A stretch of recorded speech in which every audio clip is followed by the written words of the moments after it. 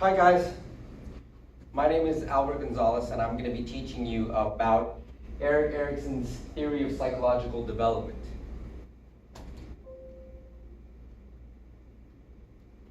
So, Erikson is a psychoanalyst, or was a psychoanalyst. He was born in Germany, but he's an American psychoanalyst who, like Freud, was known for his writings on social psychology, his writings on individual identity and the interactions of psychology with history, politics, and culture, but he's mostly known for this theory of psychological development. Let's learn a little bit about that, which is a theory that involves 8 different stages. The first 5 stages are stages that are from ages, from a newborn up until 18 years old. And then the last 3 stages deal with adulthood.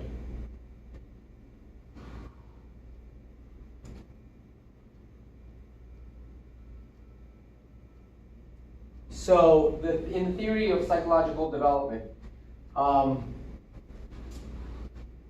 Erikson poses 2 different scenarios for each stage, whether the person is a success or is successful at this stage, or whether the person fails at this stage. And of course, this carries on through to the next stage and the next stage.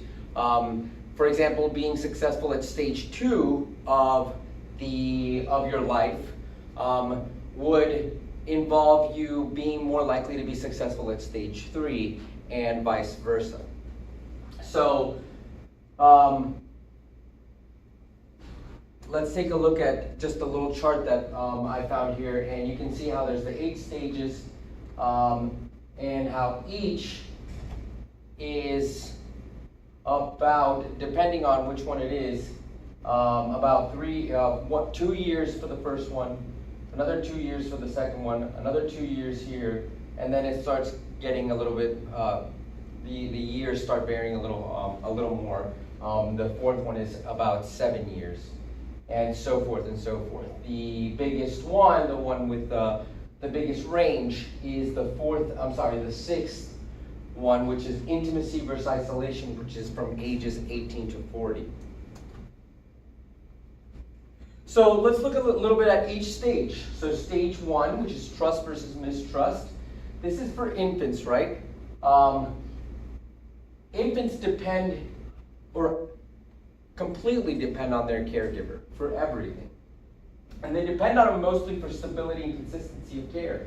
So if they receive the stability and consistency of care, then the infant develops trust. But if the infant does not receive this consistent care, if the infant does not receive the stability in their lives, then they will not be successful at this stage of their lives. So you can see how this particular stage doesn't depend on the individual at all. Stage 2, autonomy versus shame or doubt. This is when children are beginning to do things on their own. They're beginning to, pull up their own pants, and they're beginning to be potty trained, and they're choosing their own toy. They're able to walk and to go to wherever it is that they want to go. And if they're given a certain amount of autonomy, and if they're given a certain amount of liberty and freedom to do these things, it will benefit them, because if they are successful, if they're encouraged in this increased independence, then they become more confident.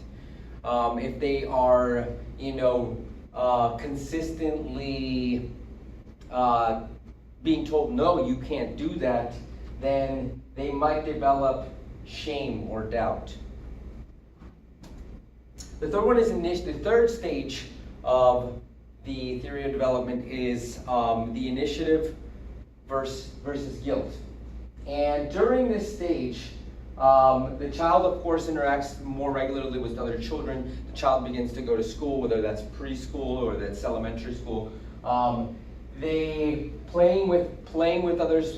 Just the game playing itself becomes utterly, or maybe not utterly, but becomes a central part of the child's life.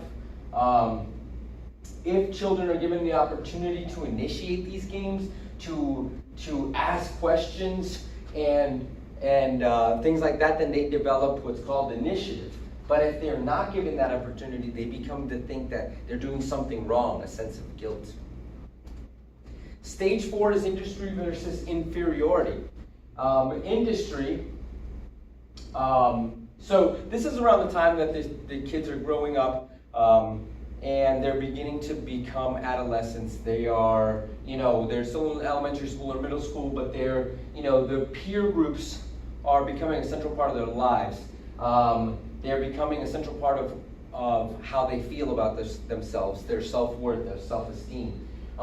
Children will seek approval from the people around them, especially their peers, but definitely their family, parents, and teachers, and by society at large, by demonstrating certain competencies. Now, if they are praised for such accomplishments, then they begin to feel industrious.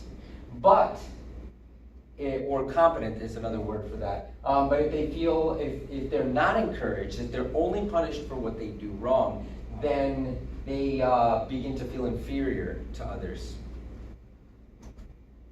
Stage 5 is identity versus role confusion, and a lot of, you can think of a high school student with this. This stage of development is when a child or an adolescent learns the roles that he or she will occupy as an adult. So in this stage, the adolescent re-examines identity, and if he or she is successful at this stage, then they'll develop fidelity. But if they are not successful at this stage, then they will be confused. They will have identity crises.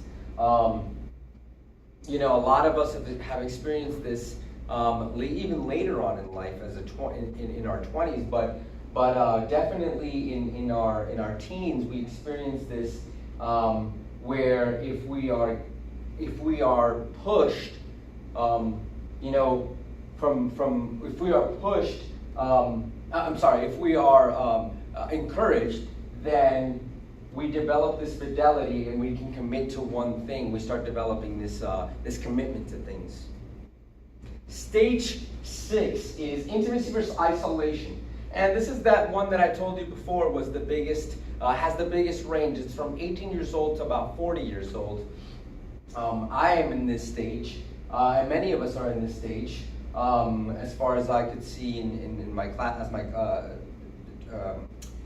in class, but regardless of that, sorry, I digress. In this stage, the major conflict centers on forming intimate relationships.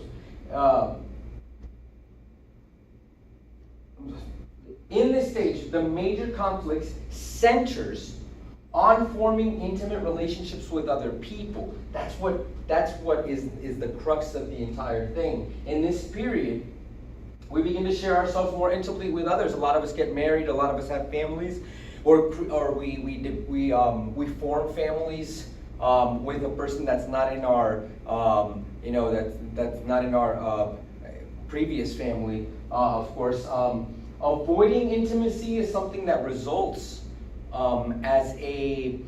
that is a result of failing at this stage, but a successful completion of this stage can result in happy relationships, in healthy relationships. Stage 7, generativity versus stagnation.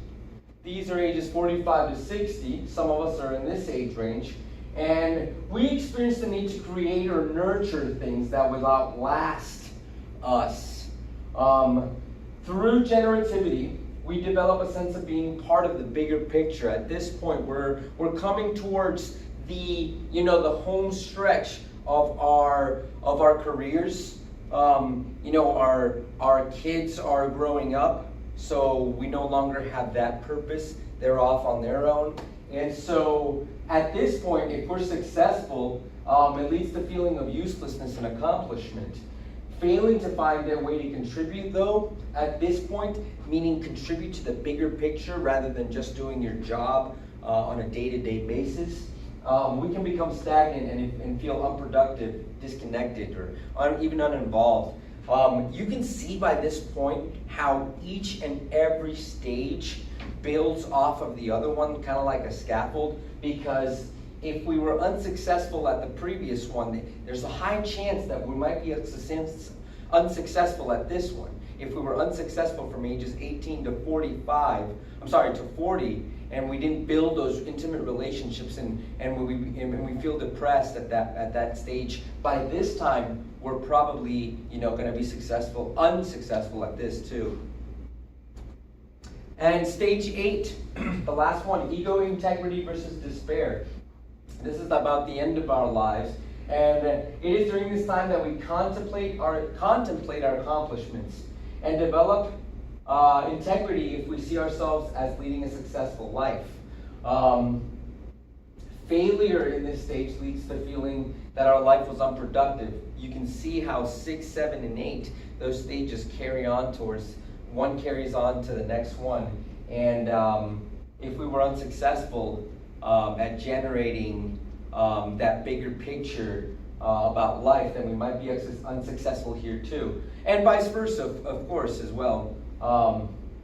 This leads, of course, failure here leads to guilt about the past, or the feeling that goals were not accomplished.